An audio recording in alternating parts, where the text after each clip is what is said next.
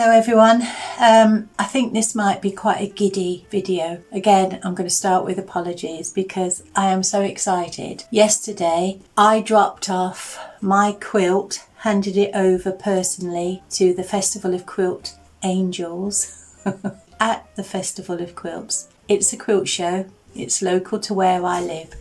It's not just any show, it's the largest show in Europe. I've never entered a quilt before in any show. It never occurred to me, to be honest. It was only suggestions from YouTubers last year said, are you going to enter any in? And I thought, oh, I don't know. What's that all about? And so then I watched a couple of YouTubers that I follow, Kate from The Last Homely House and Kirsten from Scrap Fabric Glove, and they both entered quilts. And so I thought, ooh, how do you do it? So if you've ever thought about entering a quilt, this video will explain the process that I went through and what I needed to do, the criteria, and if you're interested in doing one, have a go. It's good fun as long as you don't put any pressure on yourself and you don't mind not winning. I mean, I have entered into a judged category. You could go into the non-judged area, but I thought, well, I want to know what it's all like, and so I will explain that to you in this video. So if that's something you might be interested in, please continue watching. So I'm sharing all this information with you now. Like I say, Monday was yesterday and I handed over my quilt. Tomorrow apparently is judging day, and so if you have won a prize, they will contact anyone that's won a prize on Wednesday just to let you know, and the awards are given out on Thursday, the first day of the quilt show. And so I can now share all of this because by the time this video goes out, judging will be complete, so you know there's no sort of bias attached to anything. So sustainable quilt category, what does that mean? It means you have to produce 3 layers of fabric in a sandwich that are quilted together in some way. So it's a broad outline of what a quilt is. Oh, the size is a minimum of 1 metre down one of the sides, and you have to use 75% of the material in the quilt has to be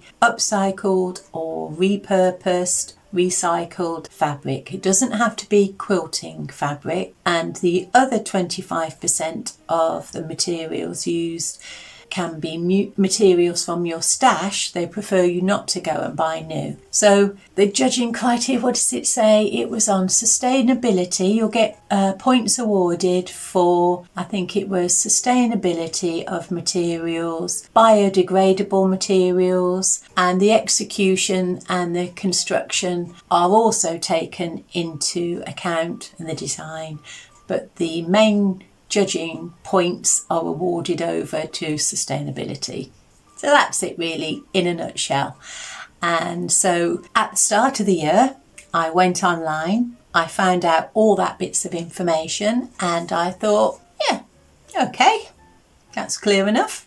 I'll do that. But being the sort of person I am, I thought I'll go one step further. I wanted to use all the leftover fabric or parts of material that quilters normally don't keep. So if I've got bigger chunks of batting left over, I will sew them together and repurpose those. But I thought this time, if I've got a small piece of batting, I will join that together and that will form the batting. I didn't use any glue, no basting at all. So the batting I'm using in this sustainable quilt is all the tiny fragments that would normally be discarded. So they're very narrow, and then I'm butting them up to each other, and then as I join the next piece, I just do a zigzag and I'm sewing that straight onto the backing fabric. And the backing fabric is also pieces of cloth that would be discarded. They're very narrow strips that I'm joining together, building it up as I go, and these were repurposed duvet covers. Well, I've just pinned the base of my quilt to the wall, and it measures 47 inches square-ish, and the minimum criteria is a metre in length in one direction, so we're okay with that. And the thread that I've used when I've constructed the whole of this quilt was leftover bits that were in the ends of bobbins that you think, oh,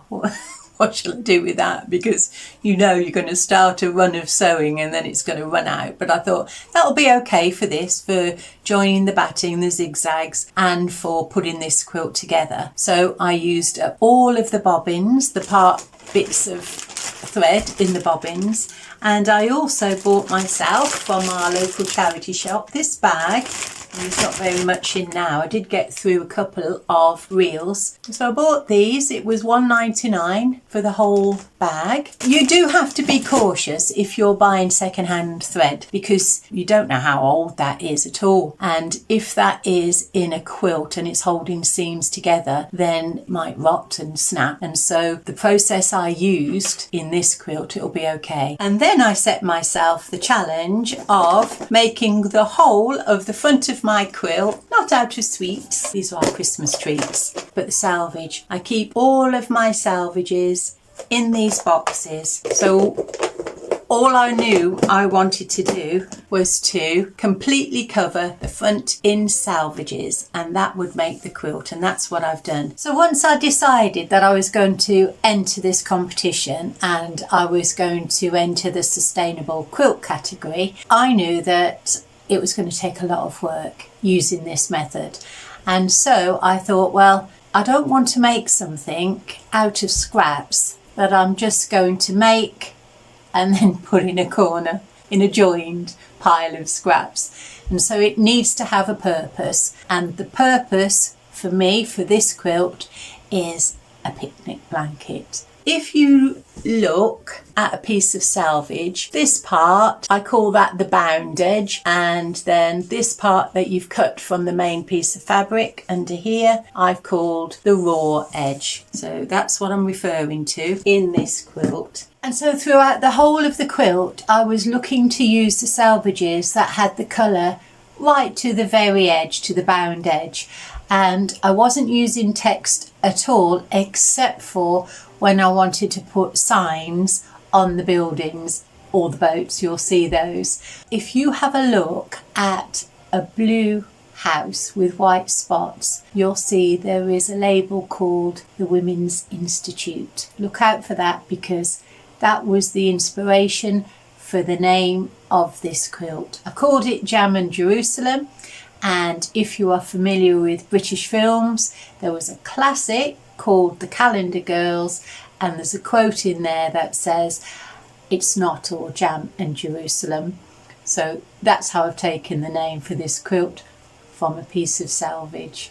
I'll show you how I came up with the design. So I'd created the back of the quilt, and I didn't know at all what I was going to do for the front of the quilt. I had a rough idea. I'd like to do some trees and houses. I thought perhaps a pictorial quilt. That's the idea that I was leaning towards. And so I turned to the books on my bookcase, to the top shelf, to the cross stitch, and that's where I found inspiration. So this is the book I chose, 55 Country Cross Stitch Charts by Jane Greenough, and I'll show you inside. And so it's full of these cross stitch charts, and I thought I could take some of those shapes and turn them into a house. And so from that book I was inspired to do 3 buildings. I created the church, I created a Tudor style pub, and I created a shop. And so this is the church. I'd like a tree on each side to frame it. So it's a low building with a piece up the centre. I'm not going to put the graveyard in on the front. So I'm going to draw a quick sketch on the background and then see what happens. And that's it. I've simplified the sketch. So we have a tree on each side. I'm thinking perhaps these will be stained glass windows. So I'm going to have a look for some brightly coloured selvages. And these pillars in the church are a different colour brick or stone to the main body of the church, so that's another feature. I might put some more in the tower. This is perhaps a bell tower. I might put some more of the same colour that I use in these pillars in the stonework in the tower. So now I'm just going to have a little look in my Selvedges and look for some stained glass windows. So I found this really lovely soft yellow with roses, and I thought that would make a lovely stained glass window, so of an evening when the lights are shining through, so you've got that golden colour. And what I've done is I've taken two of the Selvedges and I've put a zigzag stitch across each of the bound edge, so these are the raw edges on the outside, and now I'm just shaping into window shapes. And so I've started work on this church, and what I'm doing is I'm putting the bound edge of the selvage to the inside all the way along till I get to the edge. Now that one's ready for the tree, and then the same on the other side. I've started in the centre with these two long pieces, and they're going to form the sides of the tower, and they have the selvage on the outside, and so all of the grey and the gold on this side will butt up to that selvage, so the raw edge will end up over here, and then I shall work my way through this central part. So I tried to cover up all of the raw edges with the bound edge. There were some places where they met and they were raw edge and raw edge, so what I would try and do then is to just turn over one of the raw edges just so it's a nice neat edge and it's nice and strong. And then to add the details, all I'm doing is a little applique. So I'm taking that slither of golden yellow with the floral on, turning under the top points, putting a straight stitch around the outside, and then I'm just zigzagging round a couple of times just to hold it securely. So I shall continue working on the front of the church, and then I'll put the trees in and the roof on. And that's it, that's the church finished. So often in English small towns or villages, they have a church, and that's often the centre of the community. Well, it was once, especially in agricultural areas where it was a meeting place. So I've put a blue sky around, and this fabric now takes on the feel of canvas when it's sewn onto the backing, so that'll be really good to use as a picnic blanket in its future life. Okay, I think I'll have a look in the embroidery book now and decide what's the next building going to be in this village. Well, on the very next page to the church, there is the village pub.